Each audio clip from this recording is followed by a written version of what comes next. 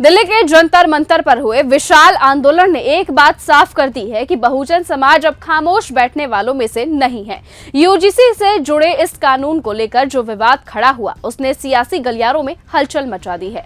आज देश के कोने कोने से आए लोगों ने यह संदेश दिया कि अगर उनके हक अधिकारों से जुड़ा कानून कमजोर किया गया और या फिर उसे लागू करने में देरी की गई तो उसका जोरदार विरोध होगा। प्रदर्शनकारियों का कहना है कि ये कानून संस्थानों में होने वाले जातिगत भेदभाव और अन्याय को रोकने के लिए जरूरी है। उनका तर्क है कि जब तक मजबूत कानूनी ढांचा नहीं होगा तब तक विश्वविद्यालयों और कॉलेजों में बराबरी की बात अधूरी रहेगी। इस बीच अब आजाद समाज पार्टी के राष्ट्रीय अध्यक्ष चंद्रशेखर आजाद ने मंच से सीधा ऐलान किया कि जिस किसी में हिम्मत है वो यूजीसी मुद्दे पर खुली बहस करे।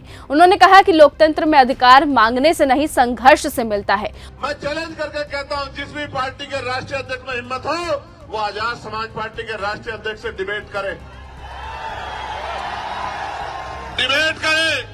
मैं सामान्य डिबेट में इसलिए नहीं जाता क्योंकि आजकल चैनलों पे डिबेट का अस्त्र खत्म हो गया है।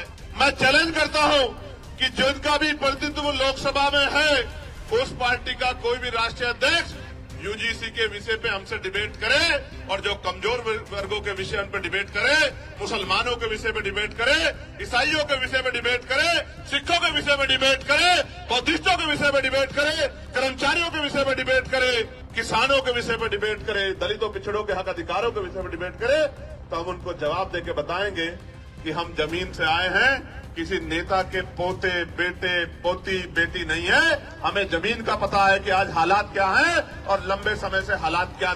उन्होंने बाबा साहेब अम्बेडकर और सामाजिक न्याय की परंपरा का हवाला देते हुए कहा कि कमजोर वर्गों के अधिकारों पर कोई समझौता नहीं होगा। उनका ये भी कहना था कि अगर कानून को खत्म करने की कोशिश हुई तो देश भर में इससे भी बड़ा आंदोलन खड़ा कर दिया जाएगा। राजनीतिक विश्लेषकों का अब ये मानना है कि इस आंदोलन ने सरकार पर दबाव बनाना शुरू कर दिया है। विपक्ष इसे सामाजिक न्याय की लड़ाई बताता है, जबकि सरकार की ओर से अभी तक स्पष्ट रणनीति सामने नहीं आई है। यही वजह है कि सरकार बैकफुट पर है, जैसे चर्चाएं तेज हो गई हैं। ऐसे में सवाल भी है कि क्या ये सच में यूजीसी कानून तत्काल लागू कर दिया जाएगा? क्या सरकार आंदोलन के दबाव में कोई बड़ा फैसला लेगी या फिर ये मुद्दा और ज्यादा राजनीतिक रंग लेगा? फिलहाल इतना तय है कि चंद्रशेखर आजाद की दहाड़ ने इस बहस को राष्ट्रीय स्तर पर ला दिया है। अब देखना ये होगा कि आने वाले दिनों में सरकार क्या कदम उठाती है और ये आंदोलन किस दिशा में जाता है। आपकी राय क्या है इस पर? अपनी राय जरूर बताइएगा। फिलहाल आज की इस खबर में सिर्फ इतना ही। देखते रहिए और बने रहिए न्यूज गंगा के साथ। नमस्कार। अगर आपको ये हमारा वीडियो पसंद आया हो तो इसे लाइक और शेयर करना बिल्कुल ना भूलें। साथ ही हमारे चैनल